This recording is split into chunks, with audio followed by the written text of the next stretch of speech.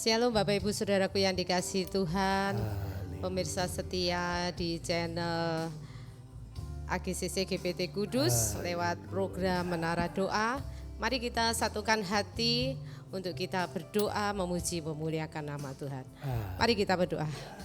Kami satukan hati kami untuk memuji memuliakan nama-Mu Tuhan, menyembah Engkau.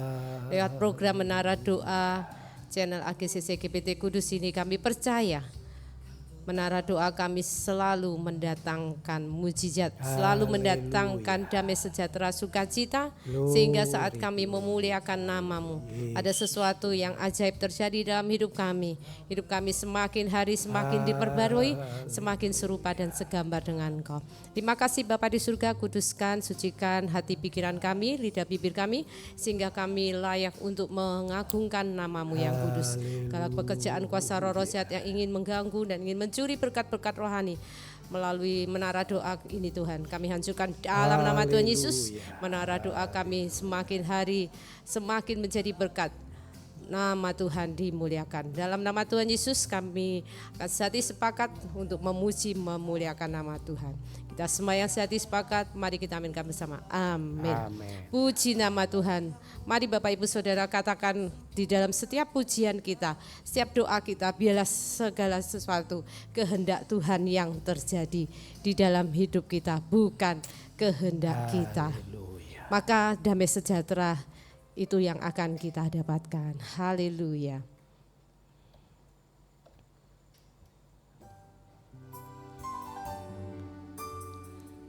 Jadilah kehendak-Mu Bapa sesuai dengan rencana-Mu. Hati kami akan tetap percaya menantikan rencana-Mu, janji-Mu yang indah, ya dan amin. Jadilah kehendak-Mu Bapa sesuai dengan rencana-Mu. Hatiku kan tetap percaya rencana-Mu indah bagiku. Jadilah kehendak-Mu Bapa sesuai dengan rencana-Mu. Hatiku kan tetap percaya rencana-Mu indah bagiku. Lewati badai, lewati lembah, ku percaya Kau selalu sertaku, tak akan goyah imanku padamu, sebab ku tahu semuanya kan indah pada waktunya. Jadilah kehendak-Mu Tuhan. Jadilah kehendak-Mu Bapa sesuai dengan rencana-Mu. Amin, haleluya. Hatiku kan tetap percaya rencana-Mu indah bagiku.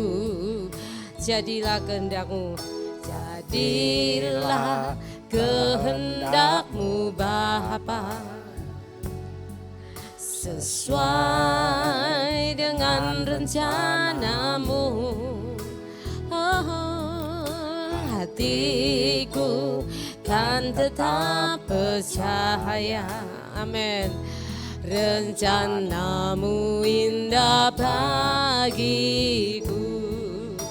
Lewati badai, lewati lembah, ku percaya Kau selalu sertaku, tak akan goyah imanku padamu, sebab ku tahu semuanya kan indah pada waktunya.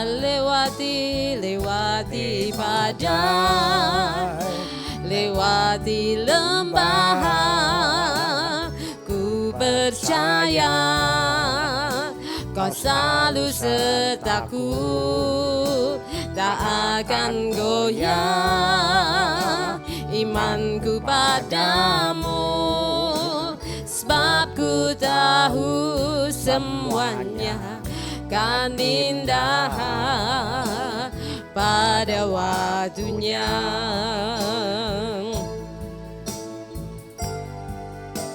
Lewati badai, lewati lembah, ku percaya Kau selalu sertaku, tak akan goyah imanku padamu, sebab ku tahu semuanya kan indah pada waktunya. Lewati badai, lewati lembah, ku percaya Kau selalu sertaku, tak akan goyah imanku padamu, sebab ku tahu semuanya kan indah pada waktunya. Oh, sebab ku tahu semuanya kan indah pada waktunya. Haleluya, sebab ku tahu semuanya kan indah pada waktunya. Oh, semua indah pada waktunya. Rencana-rencanamu selalu indah Tuhan. Ajar kami selalu tekun, selalu bersabar menantikan rencanamu yang terindah, yang Kau rancangkan dalam hidup kami. Biarlah kehendak-Mu yang terjadi, bukan kehendak kami, karena kami tahu kehendak-Mu itu selalu yang terbaik. Karena Engkau yang menciptakan kami, Engkau yang mengerti hidup kami lebih dari diri kami sendiri. Seringkali kami tidak menyadari keinginan kami sendiri. Oh, haleluya, kami bersyukur padamu ya Bapa. Engkau Bapa yang sangat amat baik, melebihi Bapa yang ada di dunia ini. Engkau Bapa yang bertanggung jawab atas semua anak-anak-Mu yang memanggil-Mu ya Aba ya Bapa. Haleluya, oh, Bapa yang amat sangat baik, Yesus Mesia, Yehova Rafa, Yehova Jireh, Yehova Nisi, Yehova Shalom, Yehova Shammah. Engkau Tuhan yang mencukupi, Tuhan yang memelihara kami, Tuhan yang selalu hadir dalam hidup kami. Engkau Immanuel, penyertaan-Mu sungguh ajaib, penyertaan-Mu sungguh luar biasa. Kami merasakan penyertaan-Mu yang dahsyat dalam hidup kami. Ajar kami bersyukur, ajar kami selalu bersyukur dalam segalanya. Haleluya, haleluya, haleluya, haleluya. Oh, senang kami bersyukur. kasih Bapa. Kau layak dipuji, layak terima segala hormat kemuliaan. Sebab Engkau layak ditinggikan. Haleluya, haleluya, haleluya. Oh, ya rasike anamana desi anamaho. Haleluya, haleluya, haleluya, haleluya. Kami memuji nama-Mu. Terima kasih. Bahwasanya untuk selama-lamanya kasih setia-Mu Tuhan. Bahwasanya untuk selama-lamanya kemurahan-Mu. Bahwasanya untuk selama-lamanya anugerah-Mu dalam hidup kami. Bahwasanya untuk selama-lamanya kebaikan-Mu, kasih sayang-Mu kepada setiap orang yang mengasihi Engkau. Mari Tuhan, kami bersyukur firman-Mu ya dan amin. Firman-Mu itu yang selalu memberi kami kekuatan. Firman-Mu itu yang memberi kami harapan saat kami ada di dalam keputusasaan. Kirim pewahyuan, Kaulah jalan kebenaran, Kaulah jalan kebenaran, Kaulah terang yang ajaib. Singkapkan yang terselubung. Terima kasih. Kami bersyukur buat penolong yang ajaib, buat Roh Kudus-Mu yang ajaib. Penolong kami yang sangat terbukti, yang selalu menuntun kami, mengingatkan kami. Thank you Roh Kudus, thank you Jesus, thank you Holy Spirit. Terima kasih Bapa. Haleluya. Glory, glory, glory. Di saat badai bergelora, ku akan terbang bersama-Mu. Glory, glory. Bapa-Ku Raja atas Glory, glory, semesta. glory, glory. Ku tenang sebab Haleluya. Kirim pewahyuan, kirim iluminasi. di saat badai bergelora, ku akan terbang bersama-Mu. Bapa-Ku Raja atas semesta. Ku tenang sebab Kau Tuhanku. Di saat badai bergelora, ku akan terbang bersama-Mu. Bapa-Ku Raja atas semesta. Ku tenang sebab Kau Tuhanku. Lingkupi kami dengan kasih-Mu Tuhan. Lingkupiku dengan sayap-Mu. Naungiku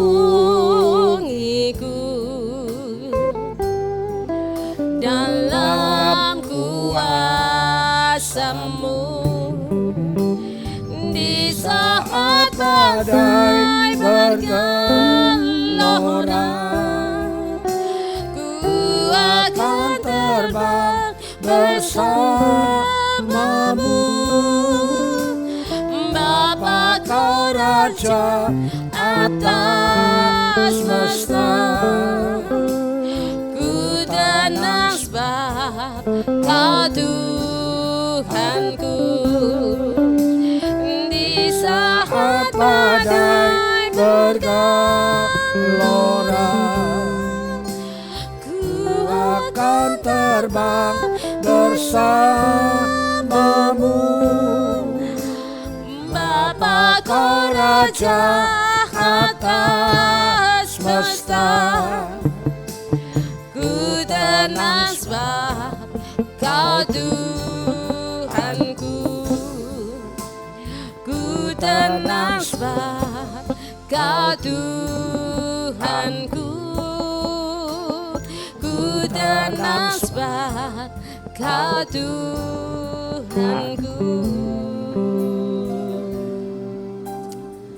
Hanya dekat denganmu Tuhan, jiwa kami mendapat ketenangan.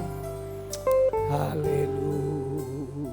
Itu perkataan dari Raja Daud yang dia tulis secara pribadi pengalamannya bersama denganmu Tuhan.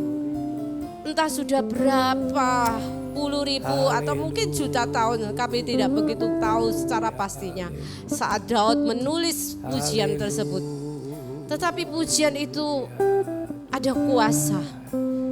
Sampai di abad saat ini, setiap anak-anak Tuhan, saat mereka menyanyikan pujian ini, mereka benar-benar mendapatkan damai sejahtera. Karena sumber damai sejahtera itu ada di dalam nama Yesus. Kami bersyukur Bapa, kami mengenal-Mu Tuhan. Kami memiliki Tuhan yang sumber damai sejahtera, sumber sukacita, panjang sabar, murah hati, kasih-Mu sungguh luar biasa. Untuk itu mari Roh Kudus tolong kami, bantu kami, untuk kami selalu rindu dan memiliki keinginan untuk selalu dekat dengan Bapa kami di surga lewat pujian penyembahan. Di tengah-tengah banyaknya persoalan di dunia ini bagaikan angin ribut. Ada banyak hal-hal yang dapat terjadi di luar prediksi kami. Seperti yang terjadi di Amerika sana Bapak. Di Los Angeles. Siapa yang menyangka mereka bakal kehilangan rumah sampai habis rata dengan tanah. Siapa yang menduga? Dari seluruh penduduk yang ada di sana di LA, mereka mungkin sudah membangun rumah dengan bahan-bahan yang berkualitas, tetapi tidak ada satu orang pun yang dapat menahan segala kuasa apa yang terjadi di alam semesta ini. Tapi kami bersyukur ada banyak kesaksian-kesaksian mereka yang mengalami bencana alam yang begitu dahsyat tersebut. Mereka tetap mengucap syukur. Mereka tetap memandang itu semua sebagai sesuatu yang baik. Walaupun ada banyak jutaan manusia di dunia ini yang menghujat, yang mendoakan hal-hal yang tidak baik.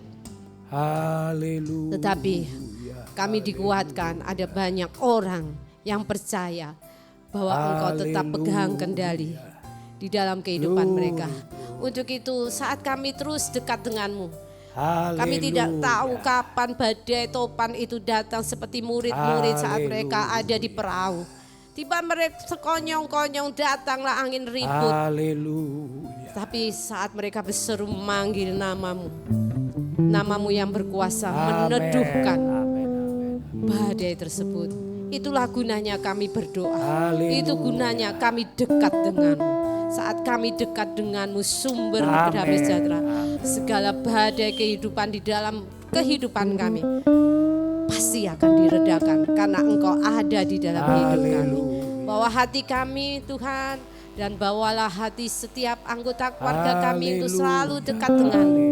Karena kami tahu tahun semakin tahun bukannya semakin baik, keadaan bisa berubah-ubah. Tapi firman berkata setiap orang yang selalu mengandalkan Engkau, yang selalu dekat denganmu, hidupnya tetap dalam perlindungan. Terima kasih Bapa di surga buat firman-Mu, buat pujian yang kami nyanyikan. Itu yang menjadi kekuatan kami, itu yang menjadi sumber sukacita kami, sumber harapan kami di tengah-tengah dunia yang mungkinnya semakin tidak ada kepastian, tapi dalam Engkau kami punya kepastian. Terima kasih, terimalah pujian penyembahan kami pada siang hari ini menjadi suatu pujian yang menyenangkan hati-Mu Tuhan. Ntar kami akan mendengar firman-Mu, firman-Mu, biarlah firman-Mu ini menjadi pelita untuk menuntun langkah hidup kami semakin mengerti apa yang menjadi kehendak firman-Mu dalam hidup kami. Berfirmanlah, kami siap mendengar. Hanya di dalam nama Tuhan Yesus kita semua yang siap untuk mendengar firman Tuhan. Mari kita aminkan bersama-sama. Amin. Puji Tuhan.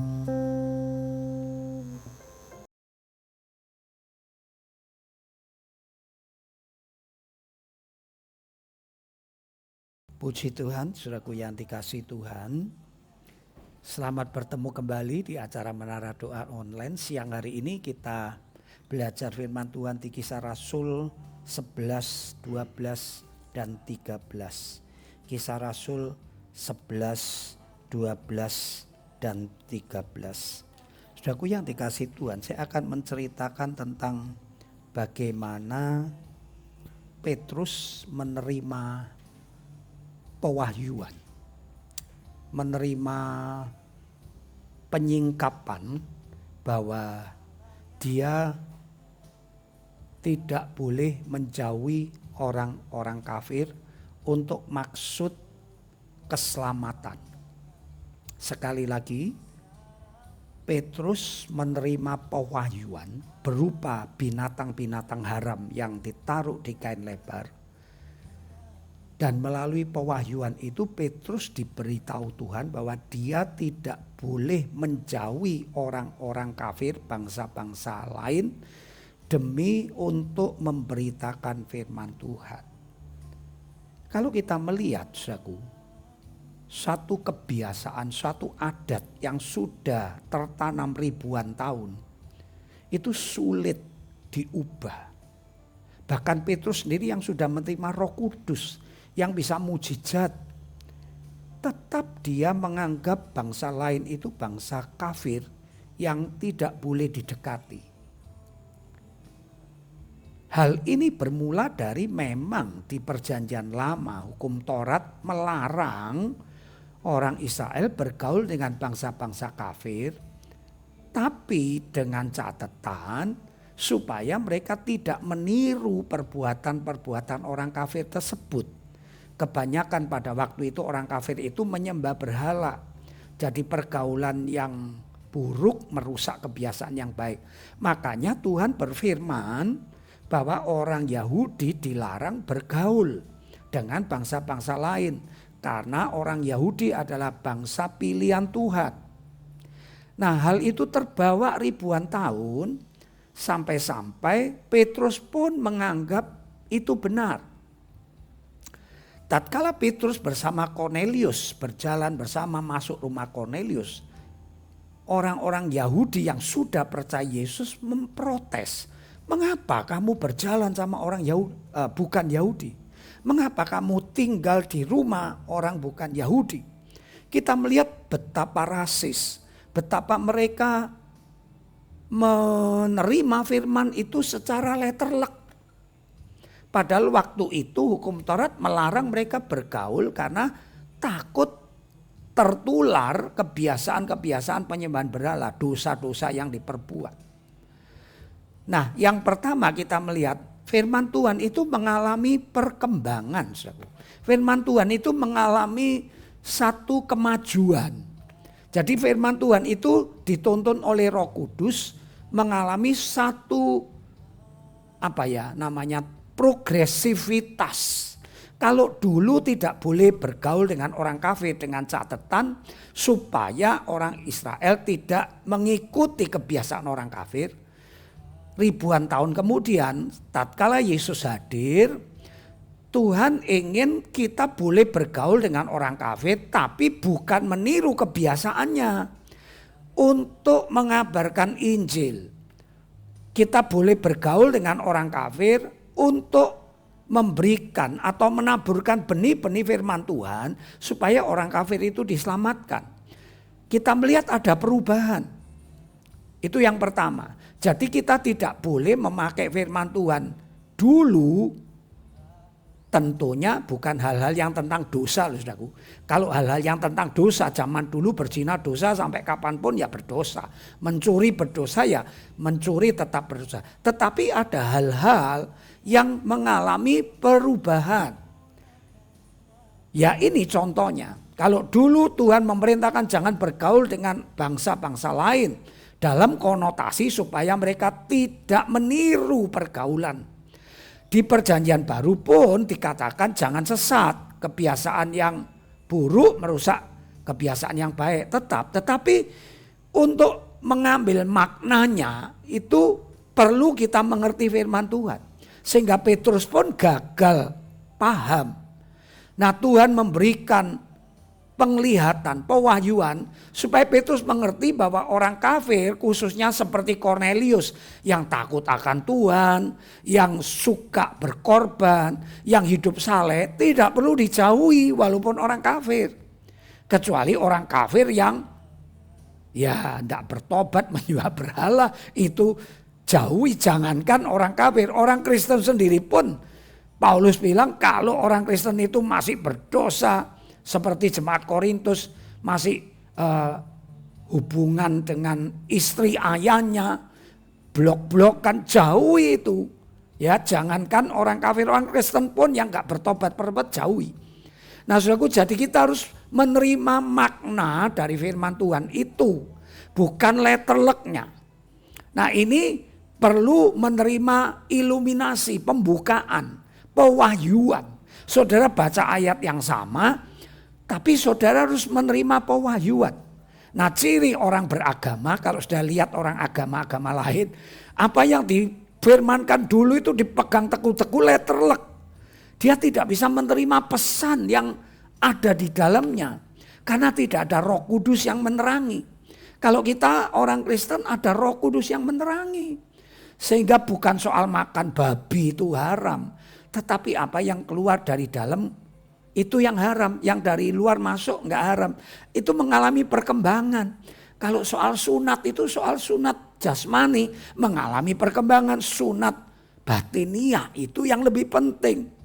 Nah, saudaraku, ini butuh pewahyuan. Jadi yang pertama, kebiasaan yang berabad-abad itu harus berubah karena firman Tuhan itu diambil maknanya berdasarkan penerangan Roh Kudus. Yang kedua, orang bisa berubah kalau orang itu menerima pewahyuan. Saudara bisa berubah menerima pewahyuan dan itu tidak mudah. Petrus sudah mendapat pewahyuan pun dia masih ada rasis.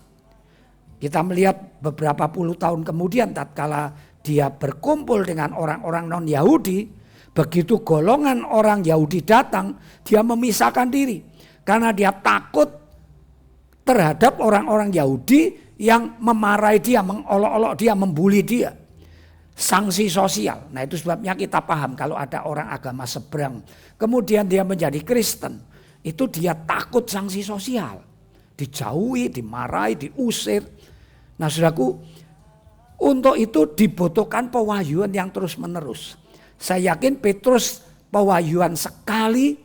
Dengan cara binatang-binatang haram diturunkan di kain lebar, Tuhan bilang makan, itu tidak haram.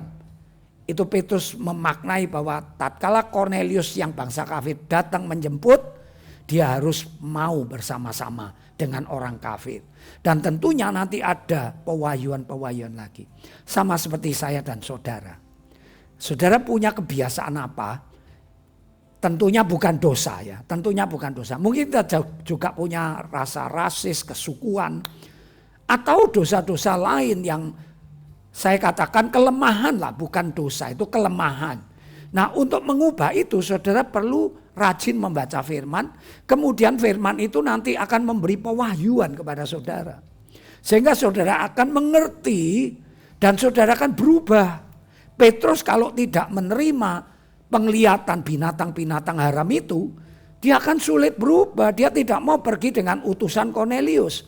Tapi karena dia menerima pewahyuan itu, dia mau pergi dengan utusan Kornelius. Berjalan dan menginap di rumah orang kafir. Saya dan saudara perlu pewahyuan.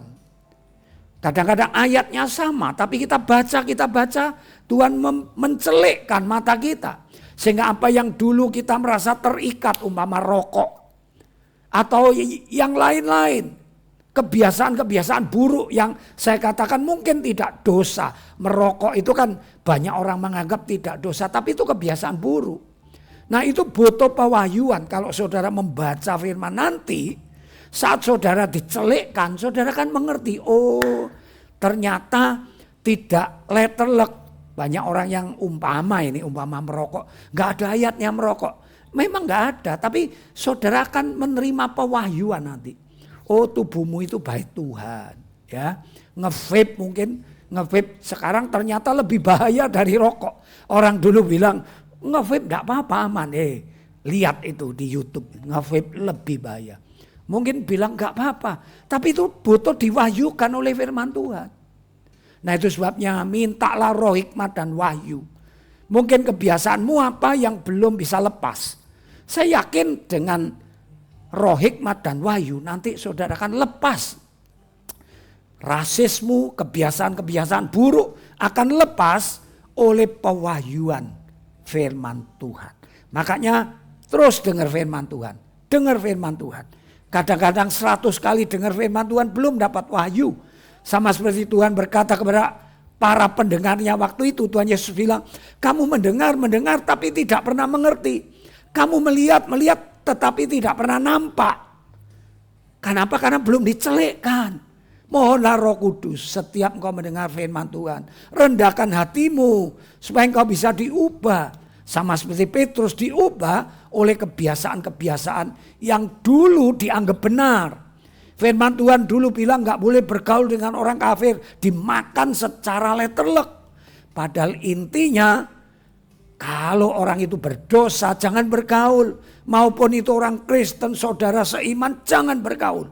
Kalau dia tidak bertobat dia kelakuannya buruk. Ya saudaraku, ini perlu roh hikmat dan wahyu. Kiranya saudara bisa mengerti apa yang saya sampaikan. Sehingga saudara senang baca firman, senang dengar firman, terlebih rendah hati dan minta roh hikmat dan wahyu. Supaya apa yang kau anggap benar, satu saat kau diterangi, diwahyukan oleh firman Tuhan, engkau baru tersadar, oh keliru aku. Mungkin orang tuamu memberitahu engkau, istrimu, suamimu memberitahu engkau berkali-kali berulang-ulang, engkau masih tegar tengkuk. Butuh pewahyuan firman Tuhan untuk bisa berubah. Sama seperti Petrus berubah, dia mau pergi dengan utusan Cornelius, bahkan menginap di rumah orang kafir sampai dia diprotes oleh orang-orang bangsanya sendiri. Saudaraku, kiranya Tuhan memberkati firman-Nya. Mari kita doa. Bapa kami. Bapa kami yang ada di sorga, dikuduskanlah namamu, datanglah kerajaanmu di bumi seperti di sorga. Berikanlah kami pada hari ini makanan kami yang secukupnya, dan ampunilah dosa kesalahan kami seperti kami juga mengampuni orang yang berdosa kepada kami. Dan janganlah membawa kami ke dalam pencobaan, tetapi lepaskanlah kami daripada yang jahat. Karena engkaulah yang mempunyai kerajaan, kuasa, kemuliaan dari dahulu, sekarang sampai selama-lamanya. Mari saya doakan saudara. Bapakku, aku minta para pendengar, baik yang online maupun siaran tunda, berikan mereka roh hikmat dan wahyu. Supaya dengan iluminasi, dengan pewahyuan dari sorga, melalui firman-firman yang dibaca, yang didengar, mereka dapat meninggalkan kebiasaan-kebiasaan buruk yang mereka anggap benar. Hanya Tuhan, hanya firman, hanya Roh Kudus yang mampu pintu-pintu yang sudah berabad-abad tertutup dibuka. Dan kami mengagumi kuasa pewahyuan, kuasa firman begitu dahsyat sehingga mampu mengubah orang. Terima kasih untuk kuasa-Mu. Dalam nama Tuhan Yesus aku memberkati seluruh para pemirsa. Roh hikmat dan wahyu turun atas engkau mulai siang hari ini. Mari semua yang terima berkat firman Tuhan katakan amin. Puji nama Tuhan, sampai jumpa besok di waktu dan acara yang sama. Bye bye. Tuhan memberkati.